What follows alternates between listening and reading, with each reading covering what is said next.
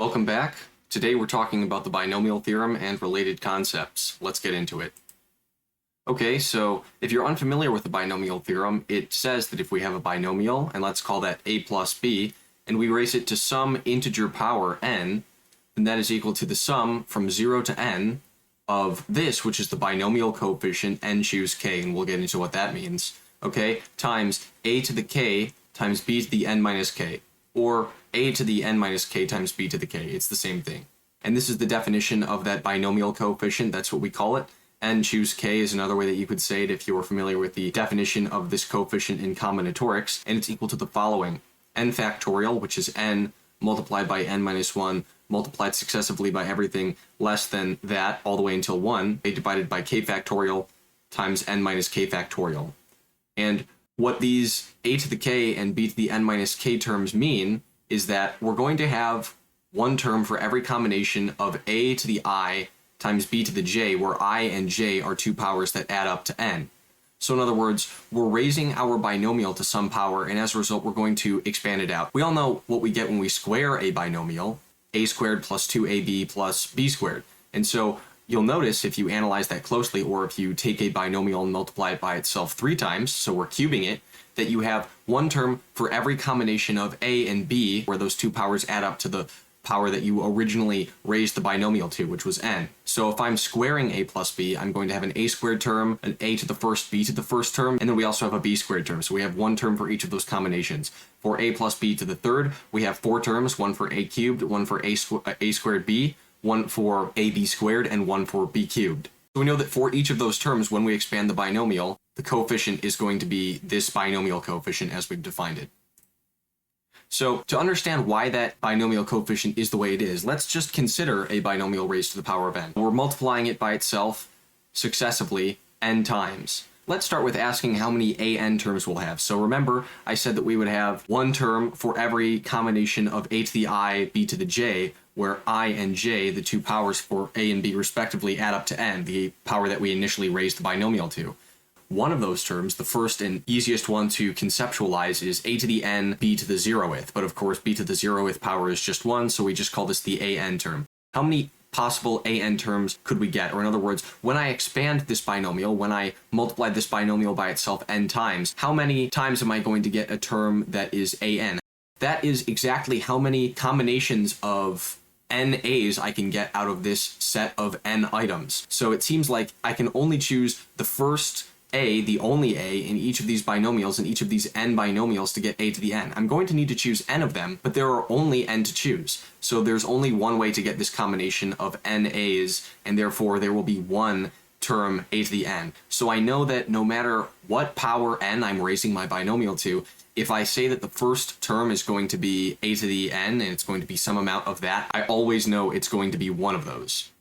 Now I'm going to ask myself how many of the next term we're going to get. So I had a to the n, b to the 0, but how many a to the n minus 1, b to the 1 terms am I going to have? So now this is a matter of choosing n minus 1 a's out of this n number of binomials that I'm multiplying by each other, and 1b. So in other words, I'm really asking myself, how many ways can I choose 1b out of n items? I could choose the first b, I could choose the second b, and I could just go down like that all the way until I'm choosing the nth b. It seems like for each of these n binomials that I'm multiplying by each other, I can choose 1b out of those, and as a result, I get n different ways to get this combination. So according to our logic here, I'm not necessarily saying this is right or wrong, I'm just going down a line of logic here, and we're going to see if this is true. I should get n of these terms, so n, a to the n minus 1, b to the first. And if we do the exact same thing for the term a to the n minus 2 b squared, then I'm really asking myself, how many ways can I get 2 different b's? How many different ways can I get a combination of 2 b's out of this set of n, right? So in other words, I'm choosing n minus 2 a's and I'm choosing 2 b's. How many ways can I do that? Well, when I choose the first b, there should be n ways to choose that, and after I choose that first b, I'm left with n minus 1 items to choose the second b from, and so it should be that I have n minus 1 ways to choose that second b, and if I want to get the number of ways, I can choose both of those. It should just be the product of the number of ways I could choose each of them. It should just be n times n minus 1. Again, I'm not saying this is correct. I'm saying this is a reasonable approach that one could take if they were trying to discover what the binomial coefficient is. So in general, how many a to the n minus k times b to the k terms will we have? So perhaps, as we saw, we would have 1 a to the n term, we would have n a to the n minus 1b terms, we would have n times n minus 1 a to the n minus 2b squared terms, and perhaps it seems like we're taking n times n minus 1 all the way to n minus k minus 1, right? Because we're subtracting 1 less than the power on the b. K minus 1 is 1 less than k. So we're going all the way down from n to n minus k minus 1, or in other words, n minus k plus 1. And it seems like perhaps this is the formula for the coefficient that we're looking for. So in that case, it would be n factorial, right? N successively multiplied by everything that's less than it, divided by n minus k factorial. But this is actually incorrect. We're getting close here, but this is actually not the binomial coefficient.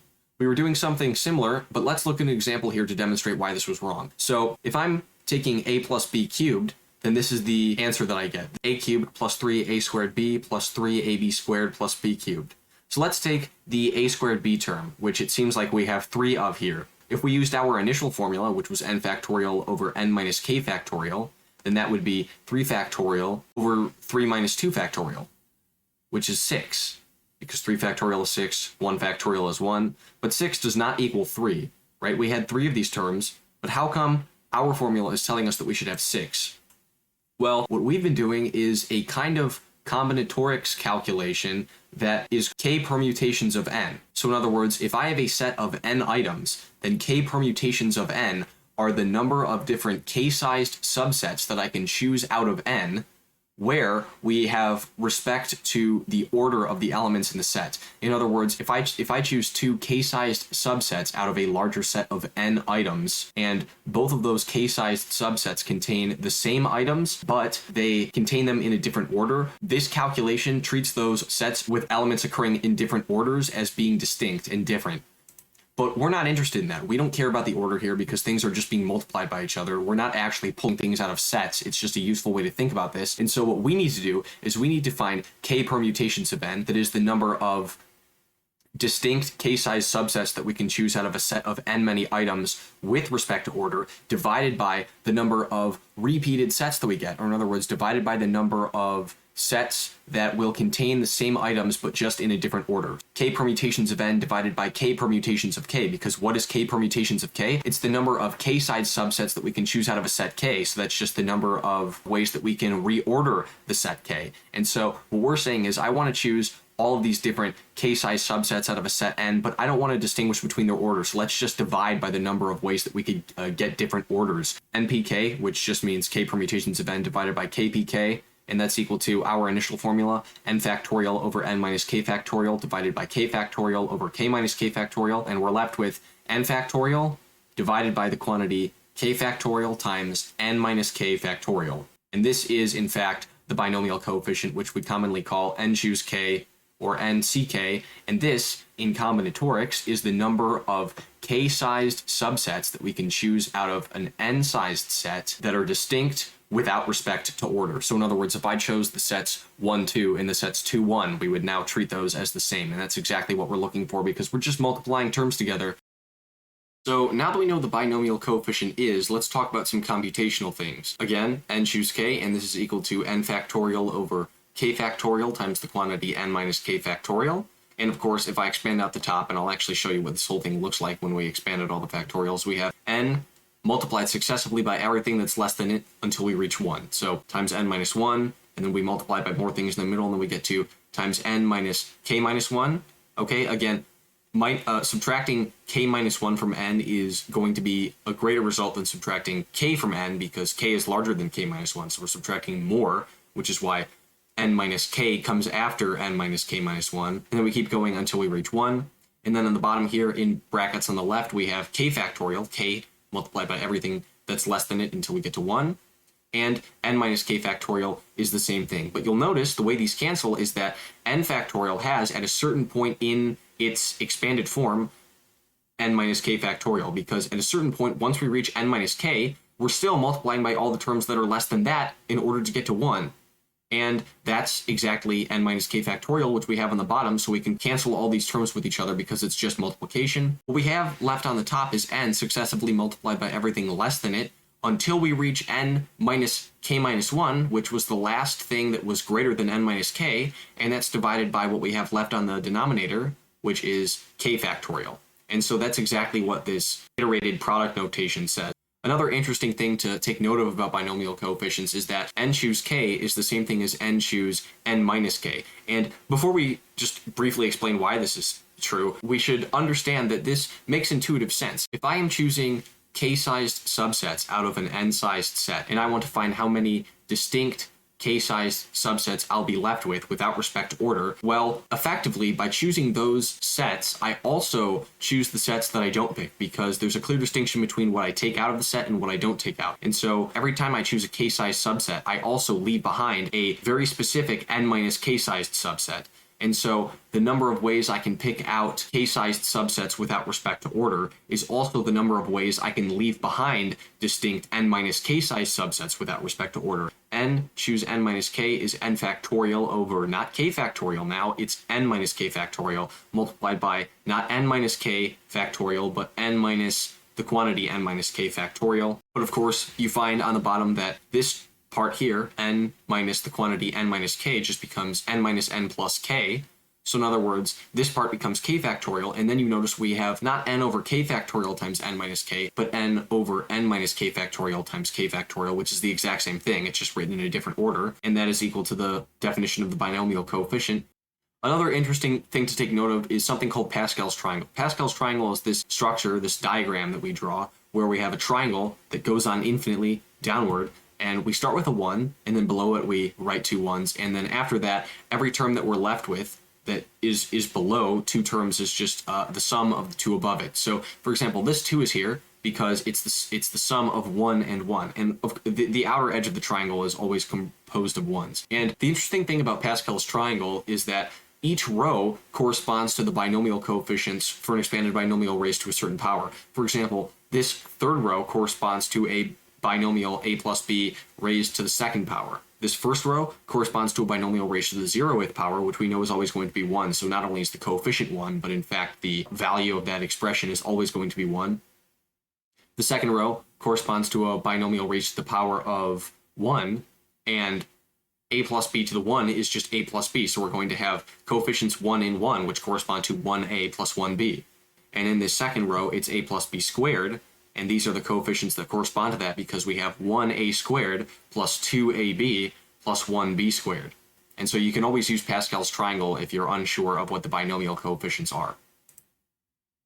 So now that we know what the binomial coefficients are and we know that there's always going to be one term for every combination of a to the I, b to the j, or x to the I, y to the j, where I and j are the respective powers of x and y and they have to add up to n, we can justify the power rule that you might learn at the beginning of calculus. So the power rule states that when I'm taking the derivative with respect to x of the function x to the nth power, that's equal to n times x to the n minus 1 power.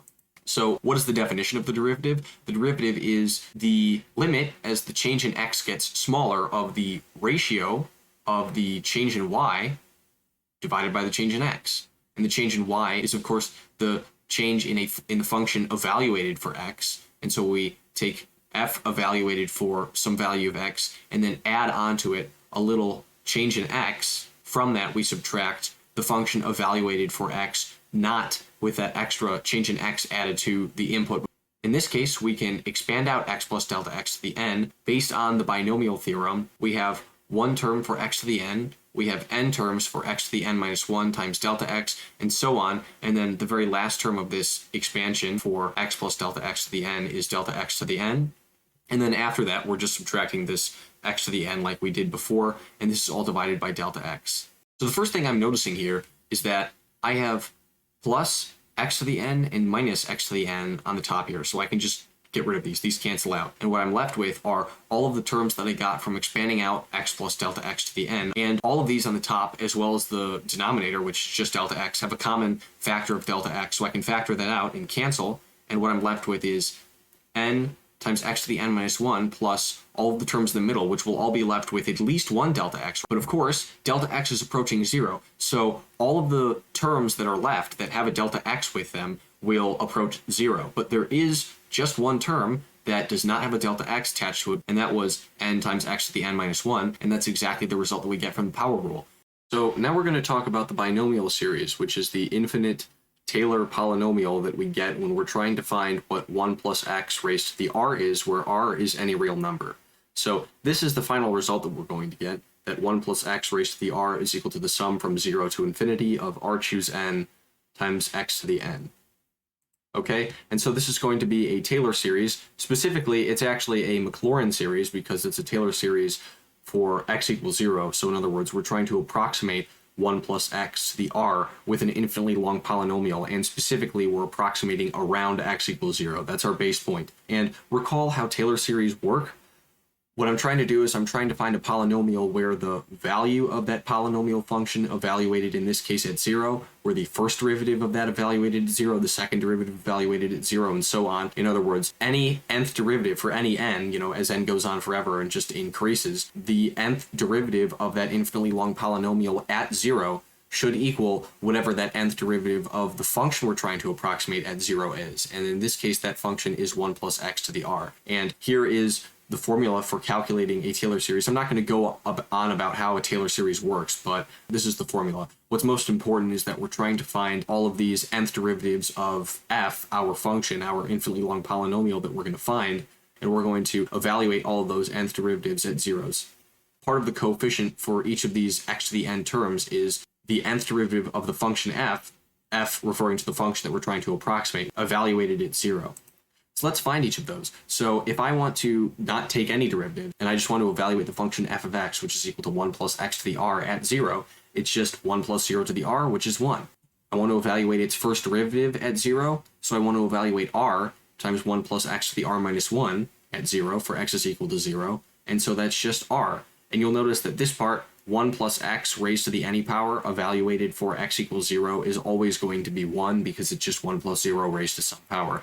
And so you'll notice that successively we get r times r minus 1 is our answer for the second derivative of the function evaluated at 0. The third would be r times r minus 1 times r minus 2. And the nth is r times r minus 1 all the way to r minus n plus 1, because this was r minus n minus 1, the quantity n minus 1, that is. You'll notice that each of these nth derivative of f evaluated at 0 terms are actually just r successively multiplied by all the terms that are less than it but greater than n. And the rest of the coefficient for each of these x to the n terms are exactly n factorial.